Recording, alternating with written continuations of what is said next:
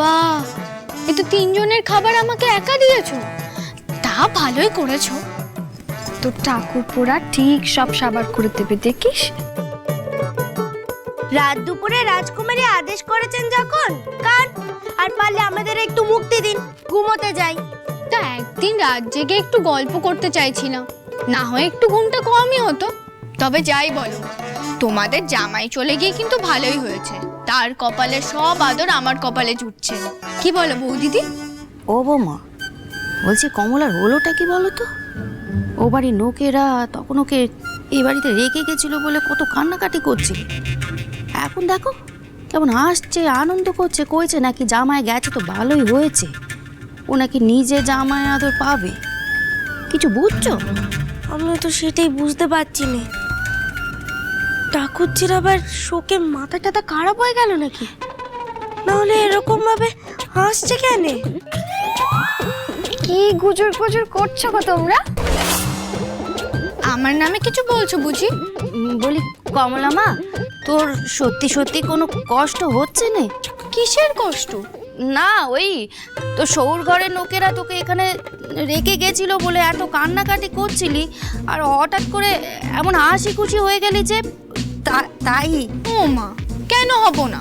তবে যে তুমি দুপুরে বললে ওই আর খুঁজে বের করে না অবধি তোমার শান্তি নাই। হ্যাঁ বলেছিলাম তো। তবে এখন আমি জানি ওই হাড় আমাকে আর খেটে খুঁটে উদ্ধার করতে হবে না, এমনি উদ্ধার হয়ে যাবে। আমরাও তো খোঁজাখুঁজির পরেও তোমার শহর বাড়ির লোকেদের কাছ থেকে ওই আর উদ্ধার করতে পারিনি, আর তুমি বলছো কিনা ওই আর এমনি এমনি উদ্ধার হয়ে যাবে। কি করে শুনি? যাদের হাড় তারা নিজে এসে নিয়ে যাবে বৌদিদি। হ্যাঁ মানে ম্যাজিস্ট্রেটের বউ আসবে হাড় খুঁজতে? কে আসবে সেটা তো জানি না বড়দাদা, তবে বাবা তো বলেন আমরা রানীর রাজত্বে বাস করি, আর তার রাজত্বে এত বড় একটা অন্যায় হয়ে যাবে, ইংরেজরা কি সেটা মেনে নেবে? আর ওরা কেমন লোভী তোমরা তো জানোই। বাবা এত দামি একটা হাড় গড়িয়েছে, আর সেটা এখানকার মানুষদের জন্য হাতছাড়া হয়ে যাবে, এটা তারা কিছুতেই হতে দেবে না, এটা আমার বিশ্বাস।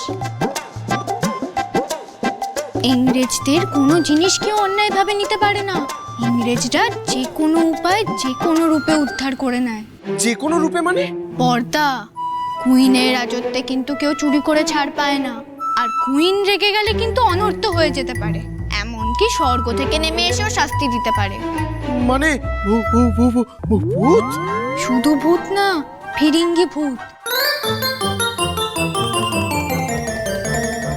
হামদো মামদো বেমুদৈতে এদের নাম তো শুনেছি, কিন্তু ফিরিঙ্গি ভূত? বাবা, বাপের জন্মে পেতম বা শুনলে সে আবার কেমন গা? গিন্নি, তুমি সন্ধ্যাবেলা কাদের নাম করলে তুমি জানো না? সূর্যি ডোবার পর তেনাদের নাম করতে নেই। ফিরিঙ্গি ভূত সবার থেকে ভয়ানক। আমি শুনেছি কেউ দোষ করলে নাকি তার মাথা কেটে নিয়ে চলে যায়। আচ্ছা গিন্নি, একটা কথা সত্যি করে আমায় বলো তো, ঘুমের করে হাঁটার ভান করে সেদিন রাতে বোনের ঘর থেকে ওই হাত তুমি সরাওনি তো? ও সব বুজরুকি রেখে খেয়ে নে কমলা। ওই হাড় উদ্ধার হলে একমাত্র মুকুজ্জে বাড়ি থেকে হবে, এখান থেকে নয়। তবে দেখা যাক। এ কি সই, উঠে পড়ছিস কেন? খাবি না? দাঁড়াও, হাতটা ধুয়ে আসি, তারপর খাবো, গান গাইবো, সবাই মিলে খুব আনন্দ করবো আমরা। আরে শোকে বেচারি মাথাটা একেবারে গেছে। যা ঘুরে আয়, ঘুরে আয় কমলা, যা। বলছি ফিরে এসে একটা ভালো টপ্পা শোনাস তো মা, কেমন? কাকামণি, শুধু টপ্পা নয়, আমার সই ঠুমরি, গজল, আর ওই ইংরেজিতে কি যেন বলে, অপেরা। হ্যাঁ, সব শোনাবে। শুধু একটু ধৈর্য ধরে বসুন। যা না না ঠুমরি হবে, গজল হবে, টপ্পা হবে। তোমার শোয়ের মাথা গেছে বিনা, নইলে শহর বাড়ির লোকে তাকে এখানে পেলে রেখে চলে গেল, জামাই একবার মুখ ফিরিয়ে চাইলো না পর্যন্ত, তাও সে এমন করে আসছে। রাত দুপুরে দুপুর কীর্তন করতে বসেছে, গান গাইবে বলছে, আবার বলছে নাকি ওই আর এমনি এমনি উদ্ধার হয়ে যাবে। বলি বুতে এসে দিয়ে যাবে নাকি?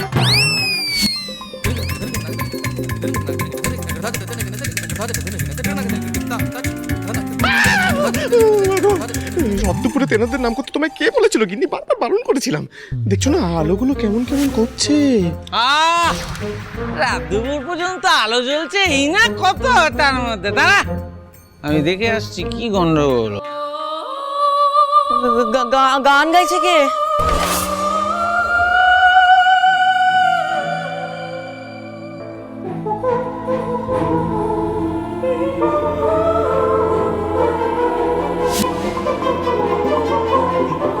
এই আলো গেল বলে। বউ, তুমি দিকটা চালিয়ে যাও, আমি ওই দিকটা সামলিয়ে আসি।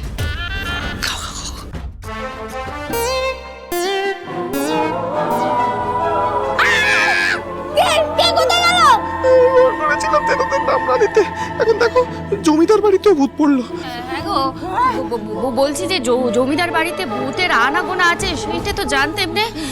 হ্যাঁ বাজারা, তোরা ভয় পাস নে, আমি বাতি জ্বালিয়ে দিচ্ছি। যা যা বাবা, বাবা খোকেন তো কাছে, বাবা ও কাছে কাছে থাক।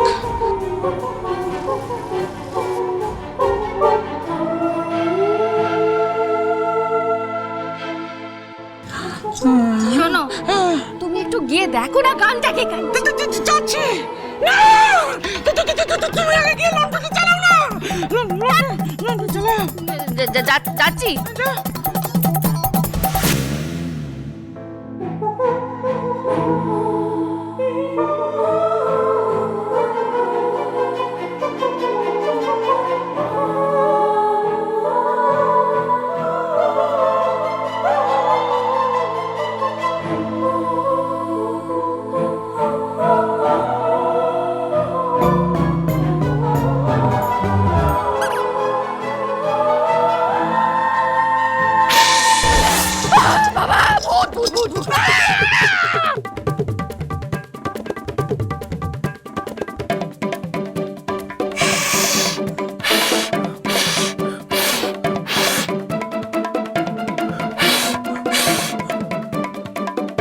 দেখি এত দোয়া কোত্থেকে আসছে গো?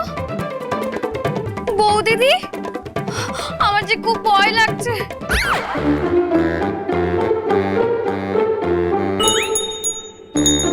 দেখো, ও কে আসছে? ওটা কে আসছে?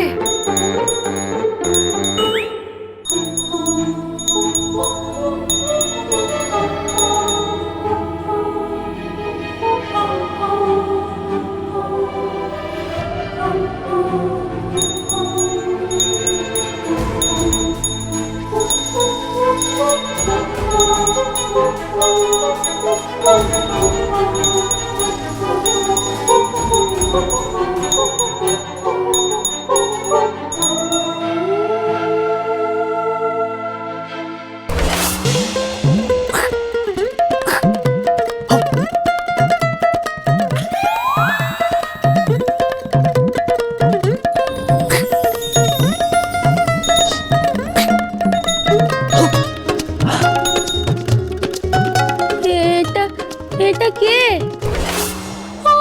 আমি ওর কুইন। ও খুনিন, তাহলে তো উনি আমাদের ঘরেরই লোক। আমরা ভয় পাচ্ছি কেন? কারণ কুইন বহু বছর হলো মারা গেছে।